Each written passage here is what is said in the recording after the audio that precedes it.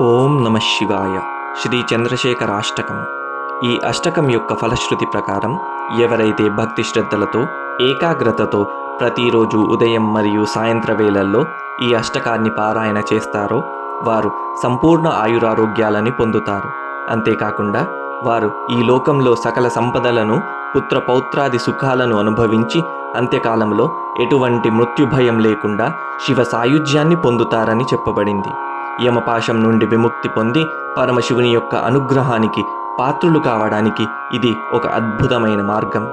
చంద్రశేఖర చంద్రశేఖర చంద్రశేఖర పాహి మాం, చంద్రశేఖర చంద్రశేఖర చంద్రశేఖర రక్ష మాం. రత్నసానుశరాసనం రజతాద్రిశృంగనికేతనం శింజినీకృతపన్నగేశ్వరమచ్యుతానలసాయకం క్షిప్రదగ్ధపురత్రయం త్రిదివాలయైరభివందితం. చంద్రశేఖరమాశ్రయే మమ కింకరిష్యతి వయ్యమః. పంచపాదపపుష్పగంధపదాంబుదజ్వయశోభితం ఫాలలోచనజాతపావకదగ్ధమన్మథవిగ్రహం భస్మదిగ్ధకలేభరం భవనాశనం భవమవ్యయం. చంద్రశేఖరమాశ్రయే మమ కింకరిష్యతి వయ్యమః. మత్తవారనముఖ్యచర్మకృతోత్తరీయమనోహరం పంకజాసనపద్మలోచనపూజితాంఘ్రిసరోరుహం దేవసింధుతరంగశీకరసిక్తశుభ్రజటాధరం. చంద్రశేఖరమాశ్రయే మమ కింకరిష్యతి వయ్యమః. యక్షరాజసఖం భగాక్షహరం భుజంగవిభూషణం శైలరాజసుతాపరిష్కృతచారువామకళేబరం క్ష్వేలనీలగళం పరశ్వతధారిణం మృగధారిణం. చంద్రశేఖరమాశ్రయే మమ కింకరిష్యతి వయ్యమః. కుండలీకృతకుండలేశ్వరకుండలం వృషవాహనం నారదాదిమునీశ్వరస్తుతవైభవం భువనేశ్వరం అంధకాంతకమాశ్రితామరపాదపం శమనాంతకం. చంద్రశేఖరమాశ్రయే మమ కింకరిష్యతి వయ్యమః.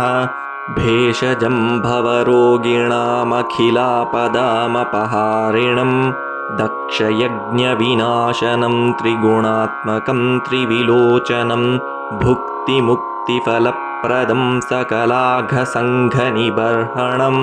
చంద్రశేఖరమాశ్రయే మమ కింకరిష్యతి వయ్యమః. భక్తవత్సలమర్చితం నిధిమక్షయం హరిదంబరం సర్వభూతపతిం పరాత్పరమప్రమేయమనుత్తమం సోమవారుణభూహుతాశన సోమపానిఖిలాకృతిం. చంద్రశేఖరమాశ్రయే మమ కింకరిష్యతి వయ్యమః. విశ్వసృష్టివిధాయినం పునరేవ పాలన తత్పరం సంహరంతమపి ప్రపంచమశేషలోకనివాసినం క్రీడయంత్రమహర్నిశం గణనాథయూథసమన్వితం. చంద్రశేఖరమాశ్రయే మమ కింకరిష్యతి వయ్యమః. మృత్యుభీతమృకండుసూనుకృతస్తవం శివసన్నిధౌ యత్ర కుత్ర చ యః పఠేన్నహి తస్య మృత్యుభయం భవేత్. పూర్ణమాయురరోగతామఖిలార్ధసంపదమాదరం చంద్రశేఖర ఏవ తస్య దదాతి ముక్తిమయత్నతః. సంసారసర్పదుష్టానాం జంతూనామవివేకినాం చంద్రశేఖరపాదాబ్జస్మరణం పరమౌషధం. ఇతి శ్రీమార్కండేయ విరచితం శ్రీచంద్రశేఖరాష్టకం సంపూర్ణం.